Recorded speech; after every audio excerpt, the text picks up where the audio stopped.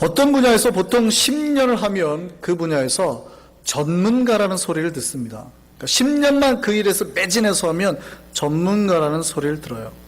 그런데 전문가가 되려면요, 사실은 열심만 가지고 되는 건 아닙니다. 그러니까 열심히 한다고 해서 전문가가 되는 건 아니에요. 이 책이 그거에 대해서 이 키를 딱 뭔가 포인트를 잡아주는 책이었습니다.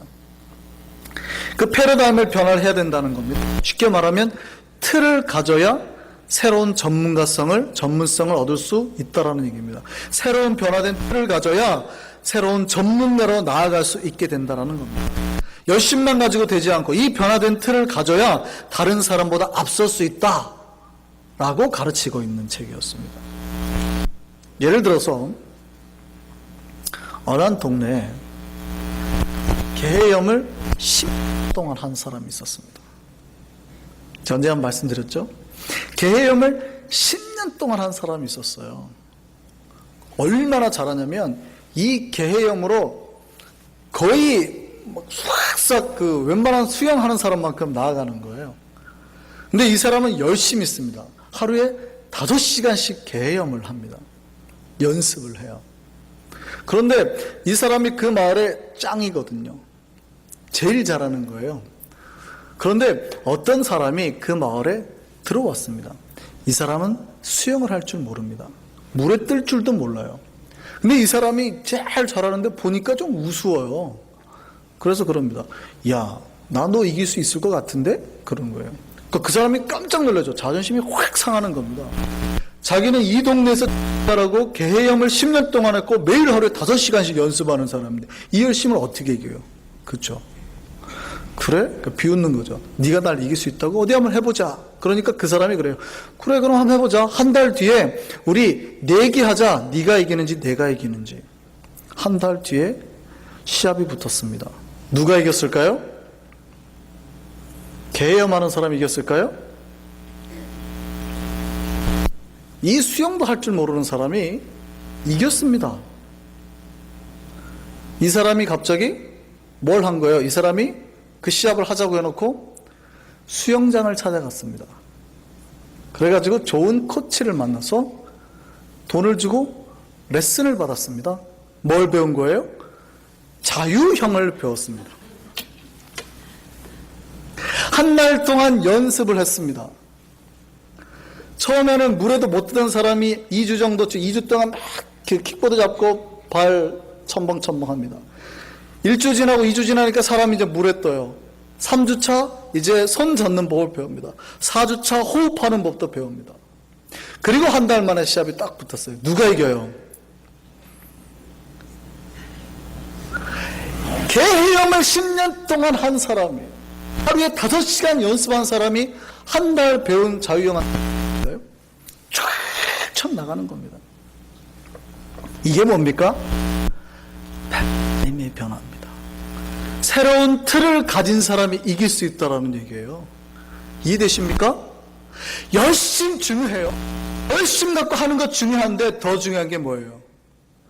좋은 선생님 만나서 그 사람에게 새로운 틀, 새로운 교육법, 새로운 변화될 수 있는 그거 하나 잡았는데 이게 더 낫더라라는 거예요.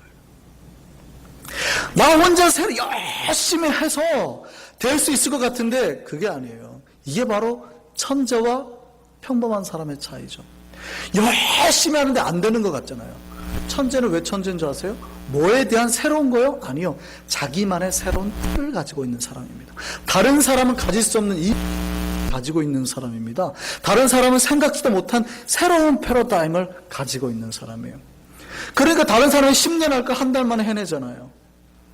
좋은 선생님 만나서 변화된 틀을 가지면 우리도 그렇게 될 수 있다라는 겁니다. 이게 패러다임의 변화예요. 우리는 지금까지 우리가 가진 어떤 생각으로 뭘 할 수 있다고 생각합니다. 그러니까 변화될 수 있다고 착각하고 살아요. 내가 가진 생각이 최고라고 변하려고 하지 않습니다. 그런데요, 여러분이 가진 생각을 가지고 열심히 하루에 5시간씩 투자해가지고 변화가 일어났어요? 아니라니까요. 빨리 변하는 방법은 새로운 이 패러다임, 변화의 틀을 여러분 속에 주입하면 그것 때문에 놀랍게 변화하는 겁니다. 근데 우리는 잘 변화하려고 하지 않아요. 변화하려면 다른 사람의 어떤 변화가 들어오면 정말 자기가 죽을 것 같이 반응하시는 분들이 있어요. 너무 위험하다고 생각하는 거예요. 그럴 수 없다고 막 반대를 하는 거죠. 자기 것이 최고라고 생각하니까. 자기 것이 최고라고 생각하는 거에 가장 큰 특징적인 오해가 자기 목소리가 이 세상에서 제일 예쁘다고 사람들이 생각합니다. 저도 그러죠. 목소리가 괜찮죠. 근데 제가 그 상처를 받을 때가 있어요. 우리 카페에서 설교를 이렇게 리플레이에서 제가 볼 때, 들을 때 깜짝 놀라죠. 내 목소리가 이렇게 들리나. 왜 그런지 아세요? 자기의 목소리는 이 입의 구강 구조의 동굴 안에서 울려서 들리니까 고막에 이렇게 파장을 가지고 공명을 가지고 들려요. 그러니까 아름답게 들리죠. 근데 다른 사람이 들을 때는요, 입에서 나온 파장이 귀로 직접 들리거든요. 그러니까 별로 안 예쁜 겁니다. 항상 우리는 어디 속에 살아요? 착각 속에 살아요. 내가 가진 게 최고로 좋은 거라고 착각 속에 살아요. 그래서 노래를 배울 때 제일 먼저 뭐 해요? 자기 목소리가 아름답다라는 생각을 버리라 그러잖아요. 선생님이 가르쳐주는 그 소리대로 내라고 그러잖아요. 그게 더 아름다운 소리예요. 우리는 변화하지 않으려고 해요. 그런데 이 우리가 변해야 하나님의 놀라운 세계로 들어갈 수 있습니다. 하나님이 가르쳐준 그 교육 틀 속으로 들어가야 변화되는 겁니다. 열심만 가지고 되는 게 아니에요. 어떤 분이 그럽니다. 아유, 목사님, 열심히 하는 사람은 어떻게 이겨요? 아니요, 천만에요. 열심히 한다고 이길 수 있는 게 아닙니다.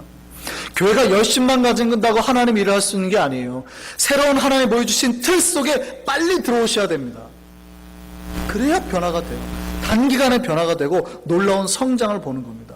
여러분, 영적인 능력도 마찬가지입니다. 여러분이 지금까지 가지고 있던 거 10년 동안 했는데 변하지 않았어요. 그럼 빨리 바꾸셔야 돼요. 빨리 새로운 변화의 틀 속으로 들어오셔야 되는 겁니다. 그래야 변하는 겁니다. 우리가 변화의 틀 속으로 빨리 들어가길 바랍니다. 그래야 돼요. 교육이 이런 겁니다. 새로운 틀을 제시하는 것. 교육은 새로운 틀을 제시하는 겁니다. 그래서 그 틀을 이기는 작업, 이게 교육이에요. 여러분 계속 앞으로 이 교육의 세계 속에서 여러분을 변화시켜야 될 줄 믿습니다. 앞으로 그렇게 나아갈 겁니다. 그게 바로서 이게 언제까지 제가 교육할 거냐면 이 교육이 하고 떠올라서 말하는 게 아니라 습득돼 가지고요. 여러분 몸에 체득돼 가지고 자연스럽게 뭘 하든지 여러분이 배운 대로 할 때까지 교육할 겁니다. 우리가 가끔 그럽니다. 한국 교회가 왜 이렇게 변하지 않습니까? 한국 교회가 왜 이렇게 변하지 않느냐고 질문을 해요. 쉽게 말하면 한국 교회가 열심히 있다는 얘기는 정말 많이 들어요. 근데 거룩하다는 얘기는 들어요? 잘 못 들어요. 한국 교회가 거룩하다는 얘기는 별로 없어요. 문제가 좀 많다. 근데 열심히 있다는 얘기는 듣죠. 열심만 가지고 변할 수 있는 게 아니라는 얘기입니다. 왜요? 왜 이런 문제가 나온지 아세요? 한국 교회가 교육과 훈련을 구분하지 못했습니다. 앞에 제가 패러다임에서 말씀드렸죠. 패러다임 중요합니다. 패러다임의 틀이 새로운 세계를 열 겁니다. 그런데 이것만 가지고는 뭔가 부족합니다. 반드시 이 교육이 어디까지 전환이 돼야 되냐면 훈련까지 나아가야 돼요. 교육은 대부분 이론적인 것을 말합니다. 물론 이론이 있어야 이 이론의 틀을 가지고 실천할 수 있게 하거든요. 그런데 근본적으로 사람이 변하고 교회가 변하는 것은요, 훈련을 통해서입니다. 제가 앞에서 수영 시합을 말씀드렸는데 만약에 이 사람이 자유형을 배우면 저 개헤형 하는 사람을 이길 수 있다고 생각을 했습니다.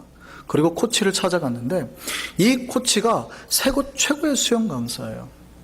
그러니까 가르칩니다. 자, 펠프스라는 사람이 있습니다. 얼마나 이 사람의 영법이 좋은지 봅시다 하고 강의를 합니다. 꼭 동영상을 보여주고 책을 보고 막 공부를 합니다.